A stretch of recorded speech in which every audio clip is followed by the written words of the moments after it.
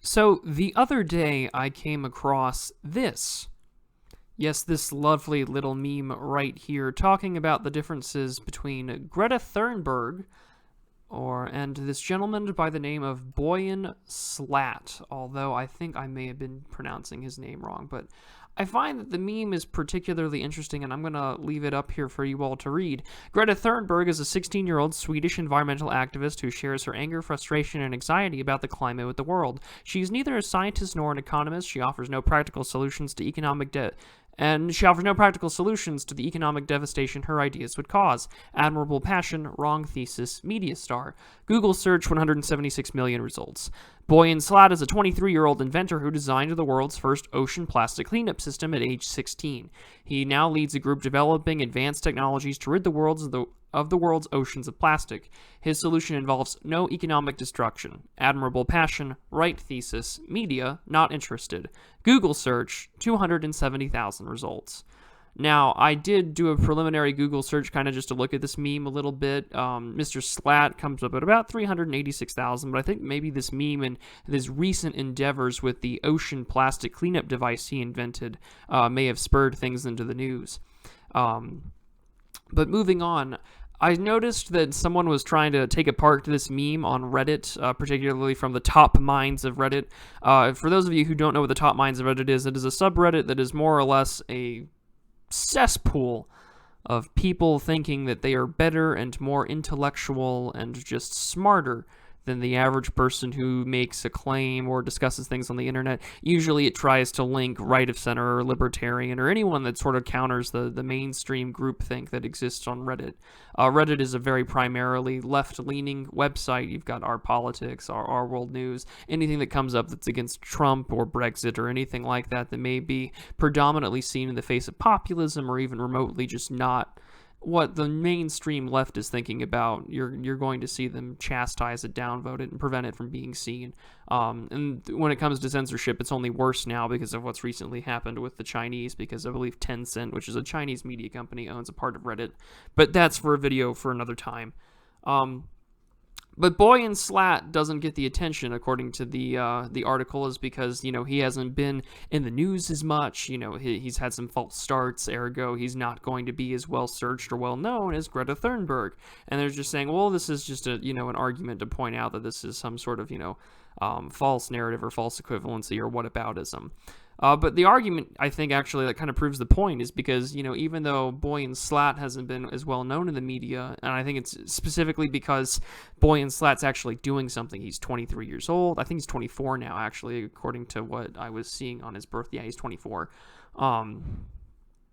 Whereas, Greta Thunberg is being used as a shield. Like, let's keep a look at the two differences here. One is a very young man. He's more or less my age. I'm in my mid-20s. And he he works with engineers, he works to solve the problem, whereas Greta Thunberg is being used to explicitly be used as a shield against those who want to criticize control and solutions that people may have on the left for climate change. I find a very unique observation that those who want to solve the issues of climate change don't want to talk about conservation, and they don't want to talk about practical solutions to cleaning up the world's problems. Greta Thunberg, of course, while famous for her speech at the United Nations and her climate activism, she's not the first child to speak about environmental issues in the UN. There were others that have gone before her from both indigenous communities and other nations and from the West. I think it's indicative that people use children to defend themselves when their ideas cannot be defended. When you use a child or you use someone that is not likely to take criticism, either someone who is disabled or someone who has a mental illness, and you prop them up for your own agenda, I think that tells you what kind of person they are. I do not question that Greta Thunberg has her convictions. I think anyone who is concerned about their childhood being robbed or that the world will end in these apocalyptic predictions, even though there are some questionabilities on the timeline that continuously seems to be changed by climate scientists as to when things were really going to get bad. But what is interesting is that these people's solutions seem to be the same, is that relinquish sovereignty accept some sort of transnational legal agreement to ensure that we can enforce these things, and we're only going to talk to Western developed countries. We're never going to talk to the world's largest polluters, which seem to be sub-Saharan Africa, which seems to be places like Southeast Asia and China. Now, the fact that we're not talking to the Chinese about pollution is greatly problematic. The fact that we're not talking to China about emissions or the increased urbanization or the development of artificial islands in the area, which has severe ecological impacts on the biodiversity in the area, I think tells us exactly what kind of issue we're dealing with here. We are dealing with a political agenda, not one that discusses the climate, but discusses one of having control. And it's even more sad when you take a look at people who are genuinely concerned about the environment. They don't seem to have a real political concern left or right, although most of the time they lean left because the left talks about the environment more than the right does, because the right has made the decision to be more or less skeptical of the climate science, which I think is an issue. I think that in the United States, I think Republicans need to get on board and have a stronger vision towards climate change. I think this means embracing renewable energy. I think this means embracing solar and nuclear power and taking steps towards greater conservation. Republicans need to take back the role of Teddy Roosevelt. We need to preserve our national parks, not use them for oil exploitation. But you do have that ideological consequence of, the Bureau of Land Management and things such as that matter. But that, again, a discussion for a later time. I'll happily do a longer video on what my thoughts are on federal land management and oil exploitation.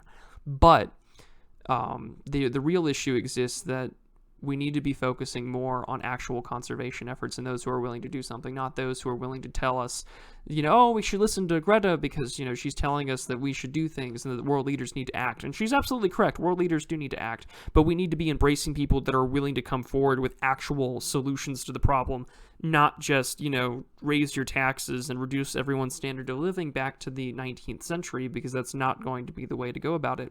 The FastCompany had an article that came out on October 2nd on a little section under World Changing Ideas. Links in the description below to all the articles that I cite. It says the ocean plastic cleanup device is finally catching plastic. After several false starts, Boyan Slat's device is working as intended, and the Pacific Garbage Patch. When the Ocean Cleanup, a Dutch nonprofit, was first headed to the Great Pacific Garbage Patch last year with a prototype of a giant system designed to clean up pollution out of the water, they faced immediate challenges. But they argue, or later the article continues and it states, it's finally working. The nonprofit announced today that it is successfully catching plastic. The newest prototype, which sailed in the middle of the Pacific Ocean in June, is now capturing large pieces of plastic trash and huge ghost nets littered by fishing boats, a major hazard to marine life, along with microplastics as small as 1 millimeter, the team says. After beginning this journey 7 years ago, this is the first year of testing in the unforgivable environment of the high seas, strongly indicates that our vision is attainable, and the beginning of our mission to rid the ocean of plastic garbage, which has accumulated for decades, is within our sights. Boyan Slat, the company's founder, said in a press release. The device still needs more tweaking, the team says, in order to be able to retain plastic for longer periods of time. Another redesign will follow. But the team is now one step closer to the ultimate goal of harvesting plastic from the world's oceans to bring it back to land where it can be recycled into new products. It is critical to stop dumping plastic in the ocean. As much as 12.7 million metric tons ends up in the water each year now. Some detractors have argued that the ocean cleanup is a distraction from the bigger need to transition away from single-use plastic like water bottles and plastic forks.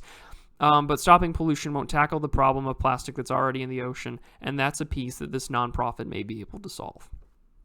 Now, I think that it's important that we continue to support people like Boyan Slat, because at least he is doing the harder work than what Greta is doing. I don't think sailing for 6 weeks on a zero-emission sailboat to make your point is valid in the face of those actually doing the research and the technology and the development of these equipment and tools to actually rid the world of plastic in the ocean, which is killing our marine life. I had saw an article recently where they said, they found a baby turtle that had died on the beach not too long after it was found, and they dug up 23 pieces of plastic inside its gullet and inside its stomach. It's absolutely devastating what we're doing to the world. But we need to be supporting people like Mr. Slat and those that are willing to come forward and have ideas and solutions. Listening to those that make us feel good because they're yelling at world leaders on the global stage isn't the solution to it. And so those may detract from the meme and say, she's actually saying something and bringing the attention to the world. Sure, but she's not doing anything worthwhile. all that she is doing is making us feel good and have a cause to rally behind, while we ignore those out there who are doing the real hard work. We should be embracing conservation. We should be investigating and doing research and development into technologies that will make this world a cleaner place, but at the same time, we need to work internationally by focusing on those who are the world's largest polluters, and that is Africa, Southeast Asia, and China. You need to stop talking to the West. Almost the entire Western world is on board with addressing the issues of climate change. The methodology may vary, but we're all on board. We need to get the rest of the world there as well. And that means talking to the people that we may disagree with. But we need to be sacrificing our political comforts of not talking to those in the past that we may have had issues with, either through our histories of colonialism or imperialism, or our own rivals such as that of China, in order to address this problem. So I will leave this meme up now towards the end, and I think it's important for everyone to realize that we need to be more like Boyan and a lot less like Greta. So that'll about do it for today. I hope that this kind of content is something that you like. If so, please leave a like and a subscribe down below. And of course, leave a comment to share your thoughts. I'm always ready to engage in conversation. And until then, I'll see you next time.